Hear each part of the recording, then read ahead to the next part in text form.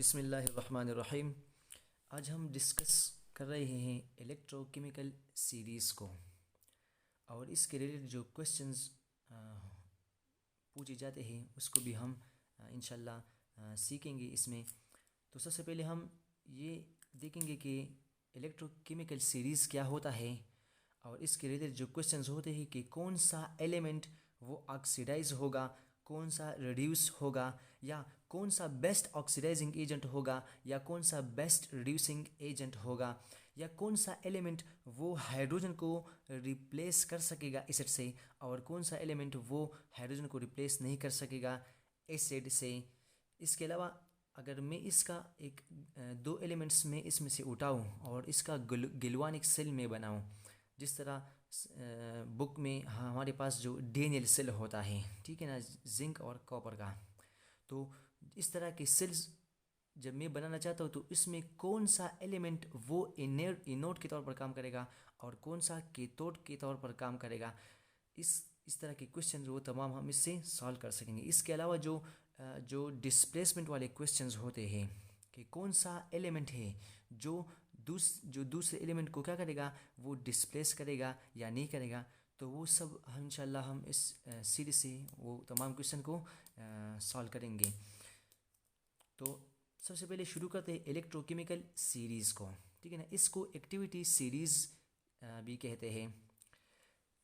ये the arrangement of elements in increasing order of their reduction potential, जब elements को हम अरेंज करें उनके रिडक्शन पोटेंशियल के इंक्रीजिंग आर्डर में, ठीक है ना, तो ये जो सीरीज़ बनाता है, ये जो सीरीज़ हमें देता है, उस सीरीज़ को इलेक्ट्रोकेमिकल सीरीज़ कहते हैं, ठीक है ना। यहाँ पे ये एलिमेंट्स हैं और यहाँ पे इनका क्या है, स्टैंडर्ड रिडक्शन पोटेंशियल वैल्यूज़ है यहाँ पे। तो ये क्या किया, ये हमने इसका एक सीरीज़ बनाया है जिसमें ये एलिमेंट्स इनके रिडक्शन पोटेंशियल के इंक्रीजिंग आर्डर में यहाँ पे ये लिखे हुए हैं। इस सीरीज़ को इलेक्ट्रोकेमिकल सीरीज़ कहा जाता है।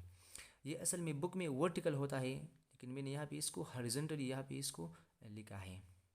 ये एलिमेंट्स देखिए, ये जो एक होता है सिर्फ रिडक्शन पोटेंशियल और दूसरा होता है स्टैंडर्ड रिडक्शन पोटेंशियल। देखिए, जो स्टैंडर्ड रिडक्शन पोटेंशियल है ये वो रिडक्शन पोटेंशियल है जो एक ख़ास कंडीशन पे फाइंड किया गया है।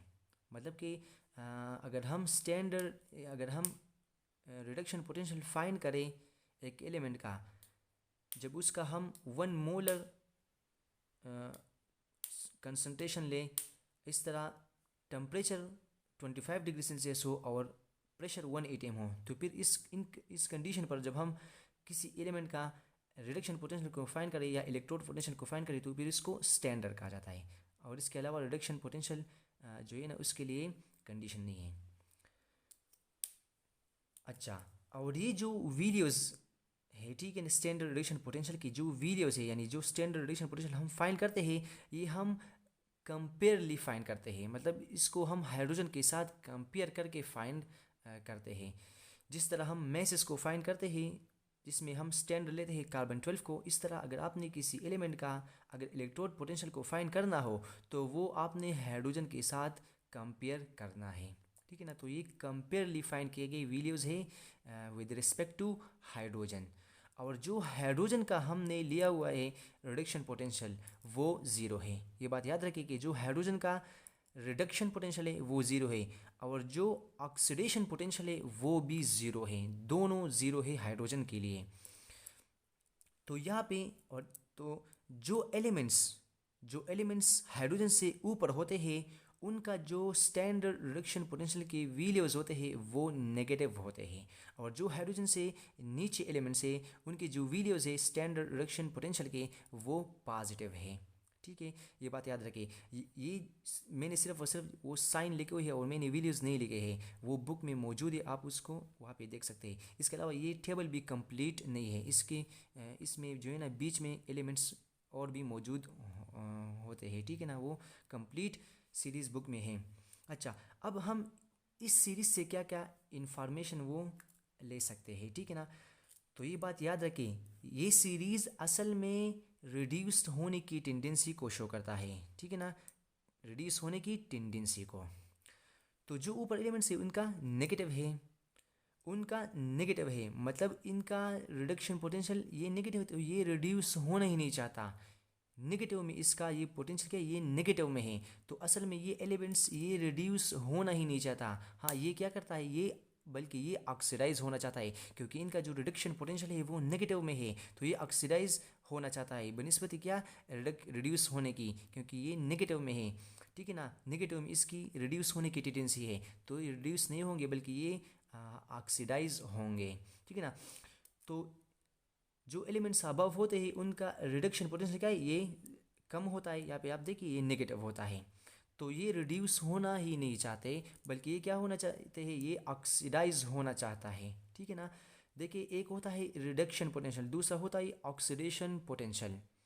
यहाँ पे जो सीरीज में गिवन है ये रिडक्शन पोटेंशियल है सारे के सारे। ठीक है ना, अब अगर मैंने इसका ऑक्सीडेशन पोटेंशियल को फाइंड करना है किसी एलिमेंट का इस रिडक्शन पोटेंशियल से, तो आपने सिर्फ और सिर्फ ये साइन को चेंज करना है। ठीक है ना, सपोज लिथियम का माइनस में 2 लिखता हूँ कि सपोज इसका -2 वोल्ट है। ठीक है ना, -2 वोल्ट है, ये स्टैंडर्ड रिडक्शन पोटेंशियल है। अब अगर मैं इसका ऑक्सीडेशन पोटेंशियल फाइंड करना चाहूँ तो सिर्फ और सिर्फ मैंने इस साइन को चेंज करना है, तो इसका ऑक्सीडेशन पोटेंशियल आपके पास आ जाएगा +2 वोल्ट्स। सिर्फ साइन चेंज करने से आपके पास ये कन्वर्ट हो जाएंगे इसके ऑक्सीडेशन पोटेंशियल में। ठीक है ना, तो जो एलिमेंट्स ऊपर होते हैं हाइड्रोजन से उनका रिडक्शन पोटेंशियल नेगेटिव में होता है, मतलब इसका रिडक्शन पोटेंशियल क्या है, वो बहुत कम होता है, तो इसलिए इसका जो हम कंपेयर कर सकते हैं कि इसका जो ऑक्सीडेशन पोटेंशियल है वो क्या है, वो ज़्यादा है। तो जिसका ऑक्सीडेशन पोटेंशियल ज़्यादा है वो ऑक्सीडाइज होना चाहेगा, तो वो ऑक्सीडाइज होगा। तो इसलिए जो हाइड्रोजन से ऊपर एलिमेंट्स है ये क्या करेंगे, ये ऑक्सीडाइज होंगे। तो ये जब ऑक्सीडाइज होंगे तो ये क्या करेंगे, तो ये इलेक्ट्रॉन को लूज़ करेंगे। ठीक है ना, और जब ये इलेक्ट्रॉन को लूज़ करेंगे ये ऑक्सीडाइज होंगे, तो ये किसी को इलेक्ट्रॉन देंगे। तो जब ये किसी को इलेक्ट्रॉन देंगे तो वो क्या करेगा, वो जब इससे इलेक्ट्रॉन लेगा तो वो रिड्यूस हो जाएंगे। तो जो क्या करेगा, दूसरों को क्या करता है, रिड्यूस करता है, इसलिए ये रिड्यूसिंग एजेंट के तौर पर ये यूज़ होंगे।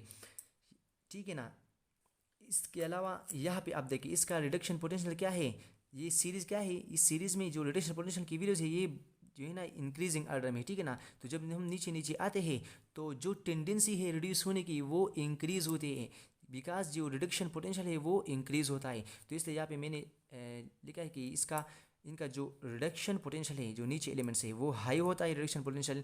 जब ये रिडक्शन पोटेंशियल इसका हाई होता है तो ये क्या करेगा, ये रिड्यूस होंगे। ठीक है ना, ये किसी से इलेक्ट्रॉन लेंगे, रिड्यूस होंगे, तो सामने वाले को ये क्या करेगा, ऑक्सीडाइज करेगा, तो इसलिए ये ऑक्सीडाइजिंग एजेंट के तौर पर ये यूज़ होंगे। ठीक है ना, ये ऑक्सीडाइजिंग एजेंट होंगे, तो इसलिए मैंने यहाँ पे लिखे है कि ये गुड ऑक्सीडाइजिंग एजेंट होंगे या ऑक्सीडेंट होंगे। इसके अलावा जब ये रिड्यूस होंगे तो ये क्या करेंगे, ये इलेक्ट्रॉन को ये क्या करेंगे, लेंगे। ठीक है ना, अच्छा अब देखें जैसे मैंने आपको पहले बताया कि हम किस तरह ये आइडेंटिफाई करेंगे कि कौन सा एनोड के तौर पर काम करेगा और कौन सा कैथोड के तौर पर। तो ये बात याद रखिए कि अगर मैं इनमें से एक एलिमेंट को मैं उठाऊँ और इसको मैं कपल कर लूँ किससे, जो नीचे वाले एलिमेंट्स होते हैं इससे, तो फिर जो ऊपर वाले होंगे वो एनोड के तौर पर काम करेंगे। तो इसलिए मैंने यहाँ पे ये लिखा है कि ये एनोड के तौर पर यूज़ होंगे और यहाँ पे ये कैथोड के तौर पर यूज़ होंगे, क्योंकि जो ऊपर एलिमेंट्स होते हैं इनका रिडक्शन पोटेंशियल कम होता है। जब रिडक्शन पोटेंशियल कम होता है मतलब इसका जो ऑक्सीडेशन पोटेंशियल है वो ज़्यादा है कंपेयर करके। जब ये ऑक्सीडेशन पोटेंशियल तो ये ऑक्सीडाइज होंगे, तो और ऑक्सीडेशन कहाँ पे होता है, एनोड पे होता है। ठीक है ना, और जो रिडक्शन होता है वो कैथोड पे होता है। तो ये ऑक्सीडाइज होंगे तो ये एनोड के तौर पर यूज़ होंगे, और ये रिड्यूस होते हैं तो ये कैथोड के तौर पर ये यूज़ होंगे।